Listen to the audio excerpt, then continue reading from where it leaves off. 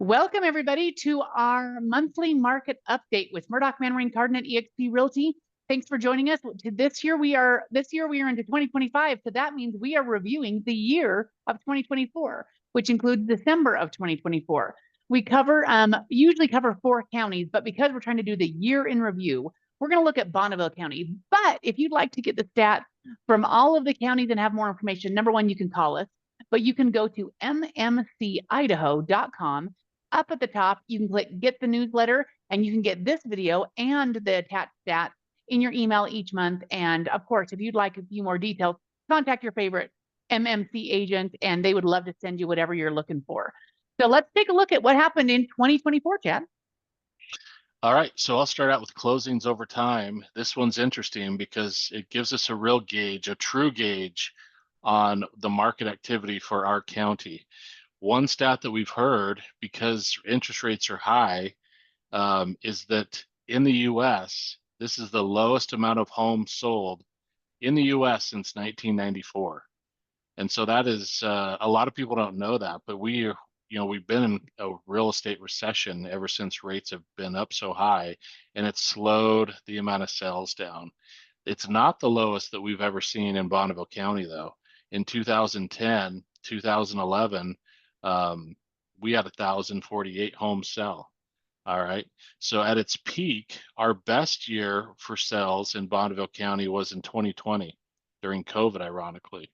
We all remember that. It was a busy year. We had 2,326 homes that sold in Bonneville County. And then in 2021, that slowed. And then we had rates go up in March, almost mid-year, April of 2022. And that went down 15%. And then in 2023, it went down another 8%. And then we kind of hit some stabilization in 2024 at about 1,570. More than likely, we'll see that go up a little bit in 2025 because I think we're away from the 8% rates. But we'll see. But yeah, this kind of shows. I mean, yeah, there's quite a bit of. I mean, we're down 10, 20, 35% in home sales, since 2020. So with and it's really interesting to look in December at that number for 2024 in that bottom right-hand corner. That's a real low number. That's, since 2013. Now, is it indicative because December closings would have been going under contract about that November time? There's that political, a lot of people, we heard a lot. I'm going to wait till after the election. Yeah. Did that affect our December? Interesting. Yeah. So with that lack of sales, what does that mean to John Q. Public? So we've had, that high of sales in 2016 and 2017 of total. Well, no, 2020. That's what I thought was odd. So as the inventory that comes on the market, it's not coming on the market in lack of sales, or does that mean it's coming on the market but it's not selling? What does that mean for first-time home buyers? Well, I think it's interesting because we're seeing that you would think that, we're seeing less people motivated to sell. So we're seeing less inventory and less buyers that are wanting to buy. So it's actually evening itself out somewhat. It's just a slower overall market. We're seeing less listings, less closings, all of those things. And that's where we are. So this is a really good, if we were looking at a curve, if you were to graph that out below, look down below, you see that curve, right? You see when we always can look back. We know when the peak of a cycle of real estate happens when we look back and we go in cycles, right? And it looks that exact same thing. We're down in 2010 and we moved up, hit a peak. Where did we hit the peak? We hit the peak in 2021. And now we're coming in. We'll have another cycle and they run in 7 to 10 years. And when do we hit the bottom? And when do we come back up? We'll see. We only know when we look back. Mm-hmm. Yep. And it would really be interesting to look at the difference in population in Bonneville County from 2010 to now, and consider where the bottom might be just in terms of the number of people that are around purchasing homes. Surely the population is a lot higher 15 years now than it was 15 years ago. That would be interesting to see. and probably not hard to figure out. Population for Bonneville County in 2010 was 105,000. And in 2020, And we do know we've had a new 122,000. high school built. So we know that's, that's happened. What was the number of the population in 2024, Chad? In 10 years, it went up 15,000. Went from 105, well, 17,000. So it's 17% population growth. yeah, it's big. Which Cool. if you look at the amount of sales, that's almost like in 2022 was a 15% change, a 3% change. That's almost like everyone that bought a house was new. That was all new people coming to Idaho Falls, kind of That is correlates. true. That is true. Cool. Well, let's look at average sales price. Jeremy. Yeah. I like looking at these because I actually remember 2010, it doesn't seem like that long ago. The average price was 155,000 there at the top. And then the market was a little stagnant. So we saw the average price decrease from that year to the next, 2011.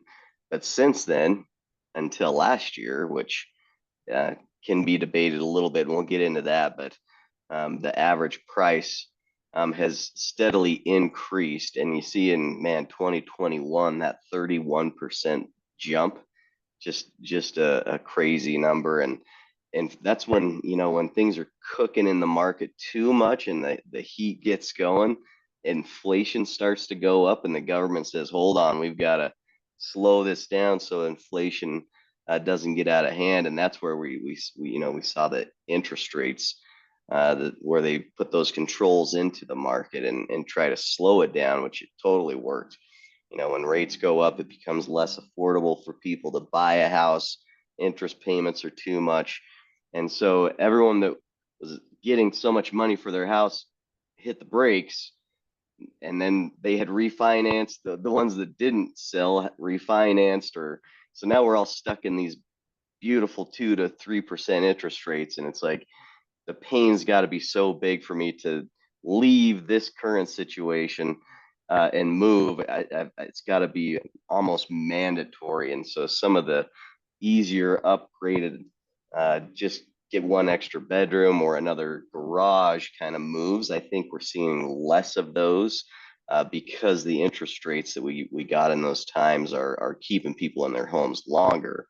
But over time, we really are seeing, interest or values in homes is a long game.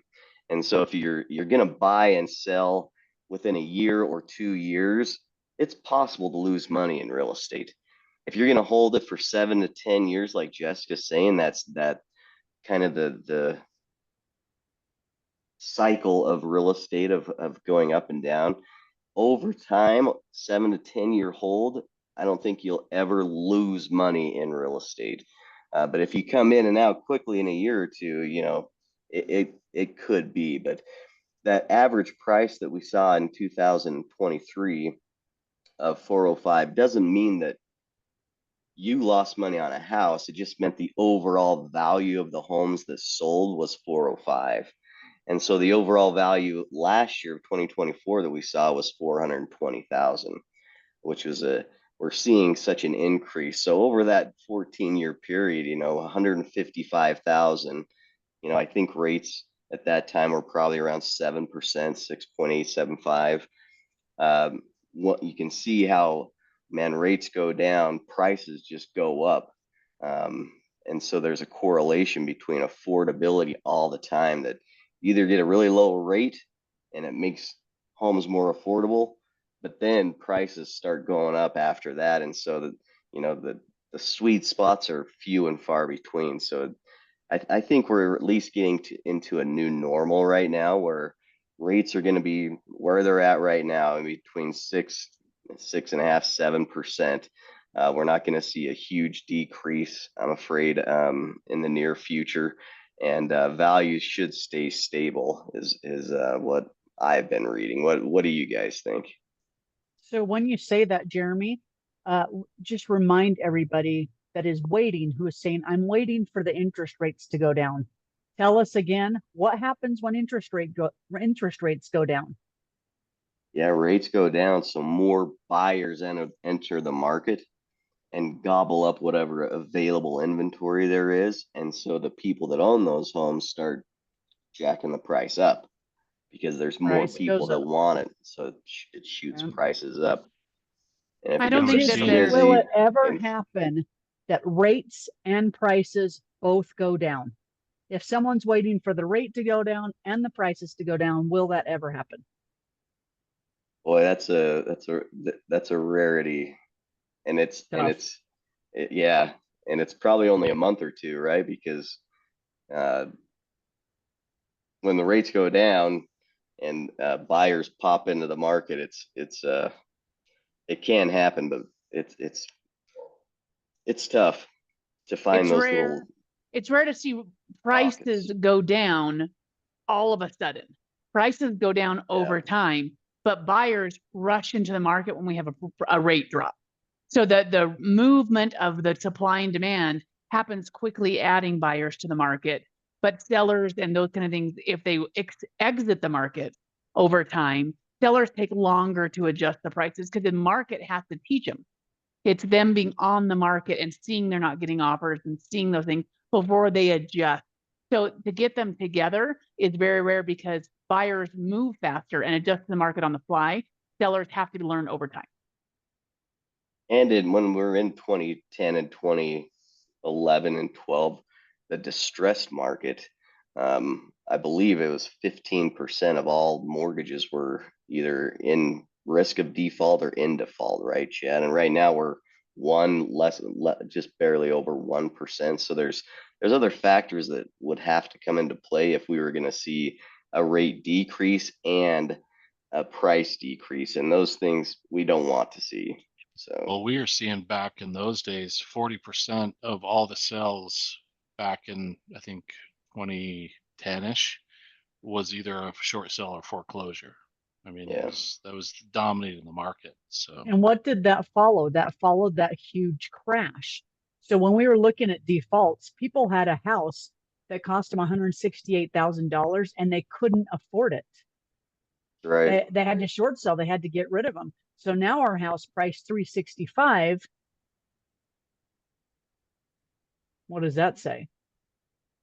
So far, we're seeing people that can still afford their payment because the rate was only 2.5%. Yeah, and And that was there's the a lot of People point that don't I realize was. what the rates were back yeah, then. because rates Yeah. back then were 6 or 7 with those homes going Yeah. to foreclosure. So It would be interesting to see what was your house payment on a $168,000 house, January of 2010, upper left box. What was the interest rate and your house payment to January of 2024? Interest rate of what, 4, 5? Yeah. Part of the problem is that the types of mortgages as well back then, when 80% first, 20% second, 2-year fixed.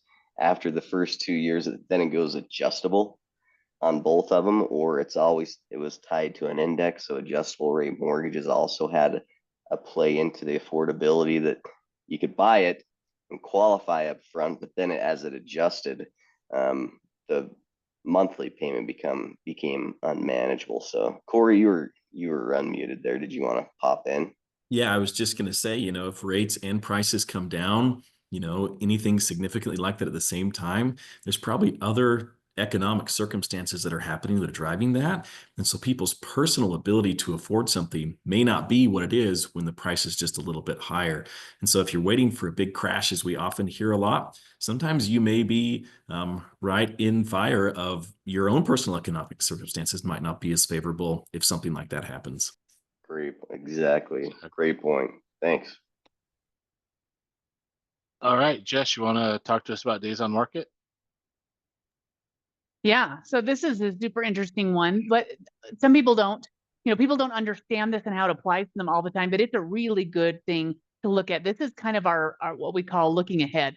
This gives us the trend. When we see days on market changing, that is telling us what might be coming up in the market. It's kind of the windshield of the market. So as you look at the average days on market, it can give you an idea of how it felt to be a seller. how did it feel to be a seller during any given time? If you look back and you look over to the far right, you're looking at the average over the year, and how would it feel as a seller to know that the average days on market your home is going to sit is 124 days? That's nothing. That isn't unusual. Expect that. And people that were in a difference, it would be longer. Now, after we go through it from 2018 and 2019 through 2022, that gave us a real sense of urgency in the market, to where if your house sits on the market longer than a month, man, you are feeling antsy. But what it is an indicator of, as we move and our days on market have increased over 2023 and 2024, it just means probably there's more competition. Maybe there's less buyers in the market. You'll see that with, number of sales over time going down. There's less buyers in the market, which means you've got to get your house more ready. It's, you're going to compete with others. They're going to look at house condition as well as pricing has got to be more on track. But the indication is that we are moving as the days on market get longer. It should show us that we're moving and swinging in a shift to the market. And when it goes higher, you're probably shifting away from a seller's market toward a buyer's market. It's not an indication that you're there yet, but it's an indication of what might be coming as you look at that change of days on market. When it's a short days on market, that means there are less homes and lots of buyers, so they're buying them up quick. As the days on market lengthen, there's more buyers. They can be pickier. Your house might sit longer, so it moves and switches out to where more sellers, less buyers. So I think it's really interesting that we're at 50 days. After just a couple of years ago, we were at 30. So that's an increase, of 4%. But right there in December of 2024, 60 days was the average of days on market. So, knowing that your house is going to be on the market a couple months needs to get into your mind that that's okay. That just because your house is that might be okay, but you need to look at your specific price point. But you got to be ready. You got to get your house ready. Because it looks like we are trending to more toward a buyer's market from a seller's market. Yeah. Well, let's look at these absorption rate here and kind of look and see where it is for Bonneville County. Jess, what do these numbers mean? 2.6, 2.2. So this is more of the actual. So this is the how is the market actually working? How hot is it? It's not the trend, it's what's happening right now, which means if no new homes entered the market, how long would it take for us to sell out of our current inventory based on how many houses are selling in the past 3 to 6 months? So if we are on the same trajectory of the number of homes being sold, when would we be out? And that's an indication of, are we a buyer's market or a seller's market? The lower the months of inventory, it means we'd be out of houses faster. It means it's more of a seller's market. There's not as much available to the buyers. As we grow in the months of inventory and our absorption rate gets higher, it means we are building inventory and it's not selling as fast, and we are shifting toward a buyer's market. Now, up to 4 months is a strong seller's market. Historically, that's a strong seller's market. 4 to 6 is a balance. That generally means that we're looking at it. No one's really at an advantage one way or the other. And when you get above 6 months, you're looking at having a buyer's market, which means sellers, you're going to be competing for less buyers, right? As the number of home sales go down. So as you can see, our trend right here from over the past years is we're trending toward a buyer's market out of a really extreme seller's market. So even though we're still in a seller's market at 2.6 in Bonneville County, remember anything under 4%, if you look there in the average, we're still in a seller's market. It may feel kind of like a buyer's market because at one point we were 0.6 months. And that was banana boats, right? And so it felt like it was crazy. And so it may feel like the brakes have been put on. But then look historically, as you see back, if you hit from anywhere from 2014 to 2010 on that average, that's a buyer's market. That's what a buyer's market looks like. And so if we remember back on the days on market, you remember it was longer days on market. That's what a buyer's market looks like. So don't be feeling like we've moved completely into a buyer's market. We might be trending a little more. Maybe we're going to get into a balanced market here soon. And we love a balanced market. That means, there's plenty of houses to choose from, but sellers have got to be on point with price. And it's a good place to be. Yeah, we have, the average sales price, your average days on market when you're up in that buyer's market, you're 100 plus days. So over double of what we are now. And to be into a buyer's market with absorption rate would have to be double that pretty much. Yeah. And so we're still in a very healthy seller's market. That being said, if you're over $700,000, you know, we might not be talking to you because that is a little bit slower, especially depending on where you are and where you're located. So it's anyway. important if you to have a conversation, a consultation with us about your specific, because right now we have three separate markets, and it's almost like seller's market, balanced market, buyer's market. If you go under 500, 500 to 800 or 700 and 700 above, there are three distinct markets right now in our area. So you need to have a conversation with us about what's going on with your house, because you might not be in a 2.6 month inventory for your price point. That's right. Yep. All righty. Well, I think that's our stats. That's our recap for 2024. We are looking for, you know, 2025 to bring great things, and we think we'll have a little more stability. I think we definitely kind of went down and kind of stabilized, and we're hoping we'll either at least stay stable or go up a little bit.